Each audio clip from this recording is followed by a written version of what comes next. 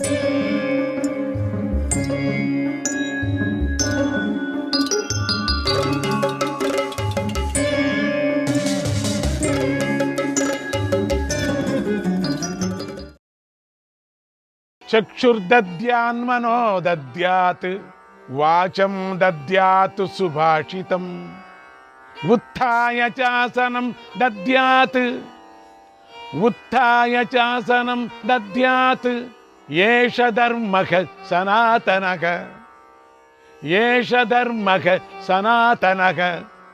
ఇంటికి వచ్చిన వాడికి ఆదరంగా చూడాలి, మంచి మనస్సుతో మంచి మాటలు మాట్లాడాలి, లేచి ఆసనం ఇవ్వాలి, అతిథి రావటం చూసి పైకి లేచి ఎదురు వెళ్ళాలి, తగిన రీతిలో అతన్ని గౌరవించాలి. ఇది సనాతనమైన ధర్మం. అగ్నిహోత్రమనడ్వాంశ జ్ఞాతయోతిథి బాంధవాః పుత్రాదారాశ్చ భృత్యాశ్చ నిర్దఘేయుర పూజితాః. అగ్నిహోత్రం, ఆబోతు, జ్ఞాతులు, అతిథులు, బంధువులు, పుత్రులు, భార్య, సేవకులు, వీరిని గృహస్థు చక్కగా గౌరవించాలి. అలా చేయకపోతే వారి కోపాగ్ని చేత గృహస్థుడు కాలిపోతాడు. ఆత్మార్థం పాచయేన్నాన్నం నవృథా ఘాతయేత్ పశున్ నచ తత్ స్వయమశ్నీయాత్ నచ తత్ స్వయమశ్నీయాత్ విధివత్ యన్న నిర్వపేత్ విధివత్ యన్న నిర్వపేత్. కేవలం తన సుఖం కోసమే అన్నం వండుకోకూడదు, అనవసరంగా పశువులను హింసించకూడదు, ఆహారాన్ని విధిపూర్వకంగా దేవతలు మొదలైన వారికి సమర్పించకుండా తాను తినకూడదు. కుక్కలకు, చండాలులకు, పక్షులకు నేలపై అన్నాన్ని పెట్టాలి. ఉదయము సాయంకాలంలో ఇలా పెట్టటాన్ని వైశ్వదేవం అంటారు. ఇంటిలో అందరికీ పెట్టగా మిగిలిన అన్నాన్ని నిఘసము అంటారు. వైశ్వదేవం చేశాక అన్నాన్ని అమృతము అంటారు. అందువల్ల గృహస్థు ఎప్పుడూ విఘసాసి, దేవతలకు పితృదేవతలకు నివేదన చేసిన పదార్థాన్ని తినేవాడు కావాలి. చక్షుర్దద్యాన్మనో దద్యాత్ వాచం దద్యాచ్చ సూనృతాం అనువ్రజేదుపాసీత స యజ్ఞః పంచదక్షిణః. అతిథిపై దృష్టి మనస్సు పెట్టాలి, సత్యంగా మధురంగా మాట్లాడాలి, అతిథి వెళ్ళేటప్పుడు అనుసరించాలి, కొంత దూరం సాగనంపాలి, ఇంటిలో ఉన్నంతసేపు అతనితోనే గడపాలి. దీనినే 5 దక్షిణాలతో కూడినటువంటి అతిథి యజ్ఞం అంటారు. యో దద్యాద పరిక్లిష్టం అన్నమధ్వని వర్తతే శ్రాంతాయ దృష్ట పూర్వాయ తస్య పుణ్యఫలం మహత్. అపరిచితుడు, శ్రాంతుడు అయిన బాటసారికి ఆదరంతో అన్నం పెట్టడం వల్ల గృహస్థుడికి ఎంతో పుణ్యం లభిస్తుంది. ఇలా గృహస్థాశ్రమంలో నడుచుకునే గృహస్థు ఉత్తమ ధర్మాన్ని పొందుతాడని చెబుతున్నారు. ఈ విషయంలో మీ అభిప్రాయాన్ని చెప్పండి అన్నాడు.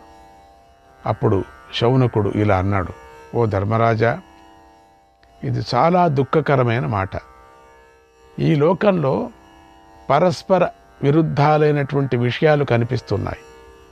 సత్పురుషుడు దేనికి సిగ్గుపడుతున్నాడు, దుష్టుడు దానికే సంతోషిస్తున్నాడు. మూర్ఖుడు తన ఉదరపోషణే చూసుకుంటున్నాడు. జననేంద్రియ తృప్తికి, ఇంద్రియ సంబంధమైన విషయ సుఖాలకు వశుడై ఉంటున్నాడు. మోహరాగాలకు వశుడై ఉంటున్నాడు. భోగ సామాగ్రిని సంపాదించటమే పరమా ధర్మంగా భావిస్తున్నాడు. ఇంద్రియాలు ఆకర్షించే స్వభావం గలవి. అందుచేత విద్వాంసుడైన మానవుడు విషయాల వైపుకు లాగబడతాడు. అప్పుడు ఆ విద్వాంసుడు విచారణా శక్తిని కోల్పోతాడు. అదుపులోని లేని గుర్రాలతో సారథి అవస్థపడినట్లుగా ఆ విద్వాంసుడు అవస్థపడతాడు. అంటే మనస్సుతో పాటు, వయస్సు అనుకోండి, మనస్సుతో వయస్సుతో పాటు పంచేంద్రియాలు వాటి విషయాల పట్ల ఆసక్తితో ప్రవర్తిస్తాయి. మనస్సు ఏ ఇంద్రియ సంబంధమైన విషయాలను సేవించాలని కోరుకుంటుందో ఆ విషయాల మీదే ఆసక్తి కలిగి ఉంటుంది, ఎప్పుడు దాన్నే యోచన చేస్తుంది, వాటిని అనుభవించాలనేటువంటి కోరిక కలిగి ఉంటుంది. తర్వాత సంకల్పం అనే బీజం గల మానవుడు కాముడి యొక్క విషయాలనే బాణాలతో హింసించబడతాడు. అప్పుడు అగ్ని పట్ల భయంతో, అగ్ని పట్ల లోభంతో మిడత అగ్నిలో పడి నశించినట్లుగా మానవుడు లోభం అనే అగ్నిలో పడి నశించిపోతాడు. తర్వాత మానవుడు యథేచ్ఛగా ఆహార విహారాల చేత మోహితుడవుతాడు. మోహంలో నిండిన విషయ సుఖాల్లో మునిగిపోతాడు. చివరకు తనను తాను మర్చిపోతాడు. తనలో ఉండే పరమాత్మను తెలుసుకోలేడు. ఇలా అవిద్య, కర్మ, తృష్ణల చేత మానవుడు చక్రంలాగా సంసారంలో తిరుగుతూనే ఉంటాడు. బ్రహ్మను వదులుకొని గడ్డిపోచ వరకు అన్ని ప్రాణుల్లోనూ, ఆకాశంలోనూ, జలంలోనూ, భూమి మీద మళ్ళీ మళ్ళీ పుడుతూనే ఉంటాడు. అజ్ఞానుడైన మానవుల గతి ఇలా ఉంటుంది. ఇక ధర్మము, శ్రేయస్సు, మోక్షం పట్ల ఆసక్తి గల వివేకుల గతి గురించి చెబుతాను విను. కర్మను చెయ్యి, విడిచిపెట్టు అనేది వేదవాక్కు. అందువల్ల ఈ ధర్మాలన్నిటినీ అభిమానంతో నేను చేస్తున్నాను అనే భావంతో చెయ్యకూడదు. ఇజ్యాధ్యయనదానాని తపస్సత్యం క్షమాదమః అలోభ ఇతి మార్గోయం ధర్మస్యాష్టవిధః స్మృతః. యజ్ఞం, అధ్యయనం, దానం, తపస్సు, సత్యం, క్షమ, ఇంద్రియ నిగ్రహం, అలోభం, లోభం లేకుండా ఉండటం అనేవి 8 ధర్మ మార్గాలు. వీటిని అష్టాంగ మార్గం అంటారు. ఇందులో మొదటి 4 అంటే యజ్ఞం, అధ్యయనం, దానం, తపస్సు అనేవి పితృయాన మార్గంలో ఉంటాయి. వీటిని సకామంగా ఆచరించాలి. అప్పుడు అవి పితృయాన మార్గంలో తీసుకొని వెళతాయి. అగ్నిహోత్రాది కర్మలు నిత్యము ఆచరించాలి. అభిమానాన్ని విడిచిపెట్టి కర్తవ్య బుద్ధితో చేయాలి. యజ్ఞం చేయని వాళ్ళకి ఏమిటి అంటే గురు సేవనే యజ్ఞం అన్నారు. అది కూడా జ్ఞాపకం పెట్టుకోండి. మాకు యజ్ఞం లేదంటే గురు సేవ యజ్ఞం, అదే పెద్ద యజ్ఞం.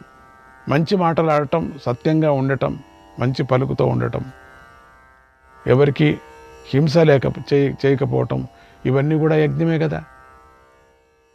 అందుకని అటువంటి యజ్ఞాన్ని చేస్తూ అందులో తర్వాతి 4 అంటే సత్యం, క్షమ, ఇవన్నీ మళ్ళీ కూడా సత్యం, క్షమ, ఇంద్రియ నిగ్రహం, అలోభం అనేవి దేవయాన మార్గంలో తీసుకొని వెళతాయి. ఇవంతా కూడా మంచి మార్గంలో తీసుకువెళ్ళి మోక్షాన్ని పొందుతూ సత్పురుషులు ఈ మార్గాన్ని ఆశ్రయిస్తారు.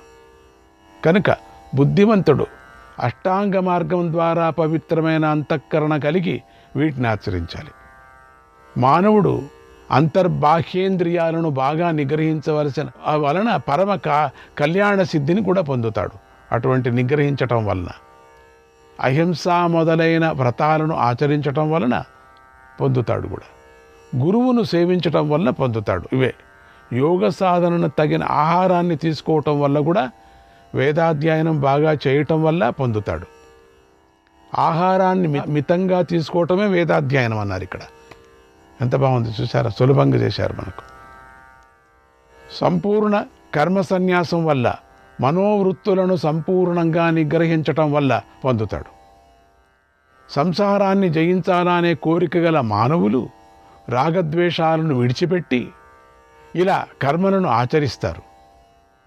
ఈ నియమాలను పాటించేవారు దేవతలనే ఐశ్వర్యాన్ని పొందుతారు. ఈ ప్రజలందరినీ రుద్రులు, సాధ్యులు, ఆదిత్యులు, వసువులు, అశ్వినులు యోగైశ్వర్యంతో కూడి రక్షించి పోషిస్తున్నారు. ఓ ధర్మరాజా, నువ్వు కూడా అదే విధంగా పూర్తిగా ఇంద్రియ నిగ్రహం పాటించు. తపస్సు చేత యోగసిద్ధిని పొందు.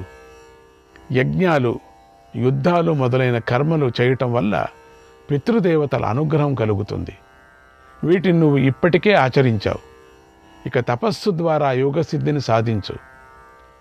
దానితో విప్రులు పోషిస్తారు, భరిస్తావు. సిద్ధులు తమ తపస్సుతోనే తాము కోరుకున్న వాటిని పొందుతారు. అలాగే నువ్వు కూడా తపస్సును ఆచరించు, తపస్సుతో నీ కోరికను పొందు అన్నాడు శౌనకుడు. ఓం శ్రీకృష్ణాయ పరమాత్మనే నమః. 3వ అధ్యాయం. శౌనకుడనే విప్రుడు బోధ తర్వాత, ఈ బోధలు చాలా బాగున్నాయి. దీంట్లో ఒక 28-29 శ్లోకాలు చాలా అద్భుతంగా ఉన్నాయి. అన్నీ బుద్ధి చెప్పేటువంటివి, చాలా బాగున్నాయి, మంచి తత్వాలతో చేరినటువంటివి. అందుకని మీరు మాత్రం ఎటువంటి పరిస్థితిలో దాన్ని మాత్రం మీరు పోగొట్టుకోకూడదు, మర్చిపోయామని చెప్పకూడదు, మిస్ చేసుకోకూడదు. ఈ అరణ్య పర్వం మొదట్లోనే వస్తాయన్నమాట. శౌనకుడనే మిప్రుడు బోధ తర్వాత ధర్మరాజు దోముడి దగ్గరికి వెళ్ళి తమ్ముళ్ళందరూ వింటూ ఉండగా ఇలా అన్నాడు. ఓ మహాత్మా, వీళ్ళు వేద విద్వాంసులు నాతో వనానికి వస్తున్నారు.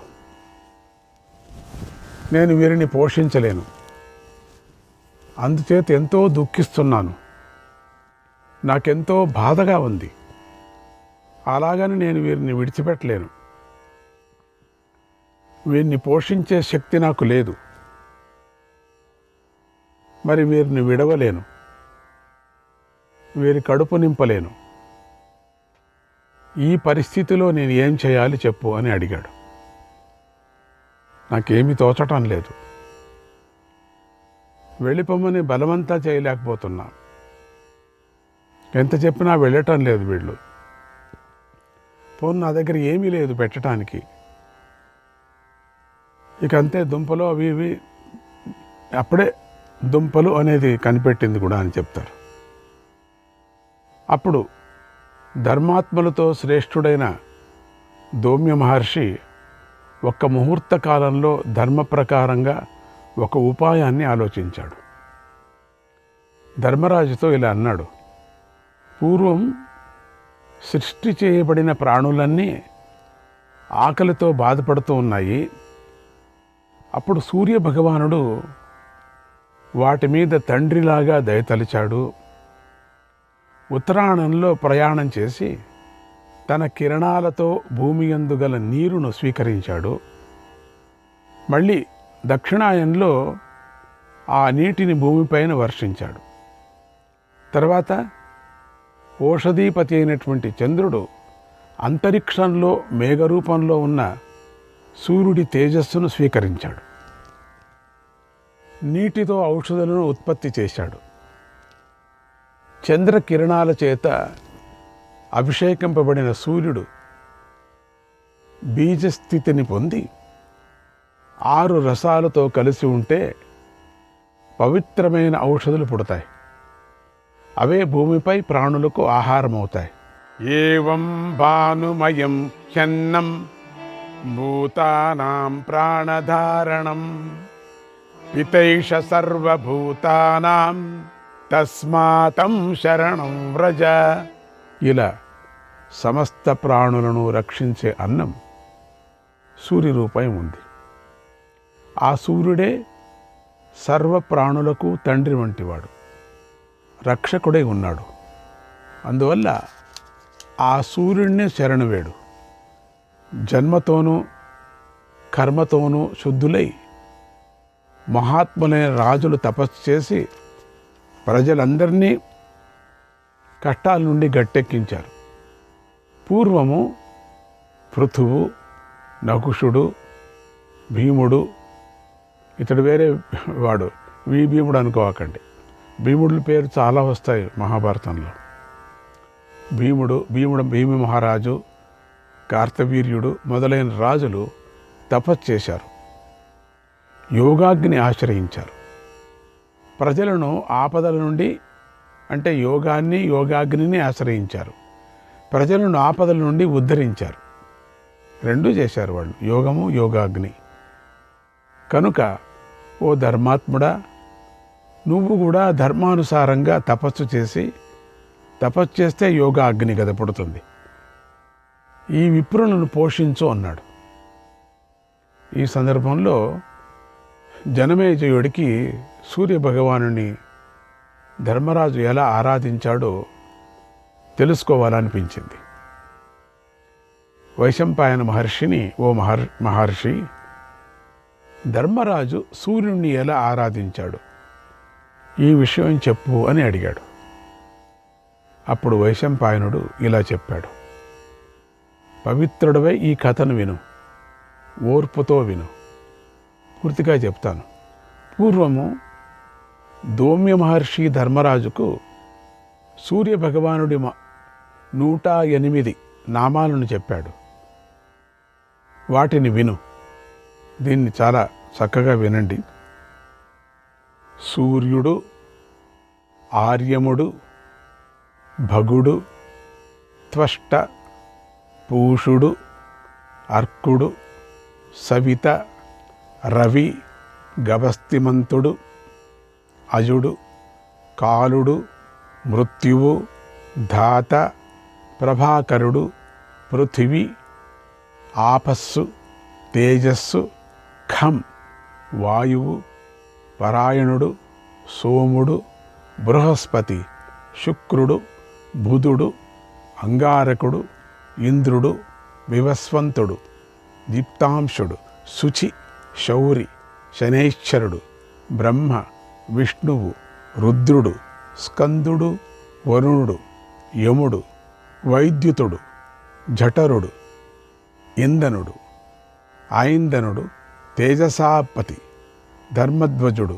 వేదకర్త, వేదాంగుడు, వేదవాహనుడు, కృత, త్రేత, ద్వాపరం, సర్వమలాశ్రయమైనటువంటి కలి కాలాష్ట ముహూర్త స్వరూపమైన కాలము, క్షప, యామము, క్షమము, సంవత్సరుడు, అశ్వత్థుడు, కాలచక్రపరత్తుడైనటువంటి విభావసుడు, శాశ్వతుడైన పురుషుడు, యోగి, వ్యక్తావ్యక్తుడు, సనాతనుడు, కాలాధ్యక్షుడు, ప్రజాధ్యక్షుడు, విశ్వకర్మ, తమోనుదుడు, వరుణుడు, సాగరుడు, అంశుడు, జిమూతుడు, జీవనుడు, అరిహుడు, భూతాశ్రయుడు, భూతపతి, సర్వలోక నమస్కృతుడు, స్రష్ట, సంవర్తకుడు, వహ్ని, సర్వాది,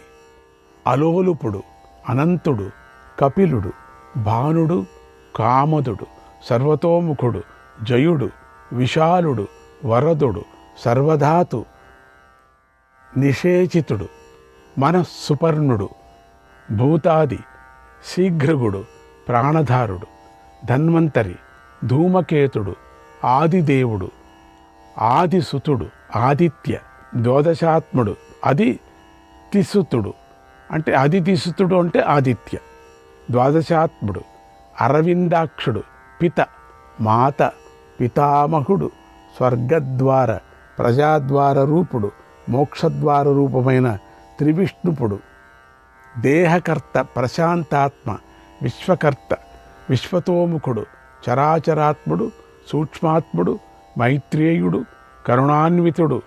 ఇలా సూర్యుడికి 108 నామాలున్నాయి. వీటిని బ్రహ్మదేవుడు చెప్పాడు.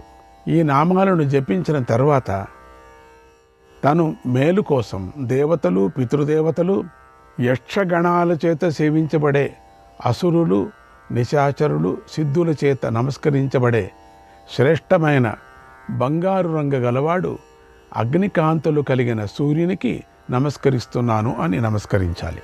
శ్రీకృష్ణాయ పరమాత్మనే నమః.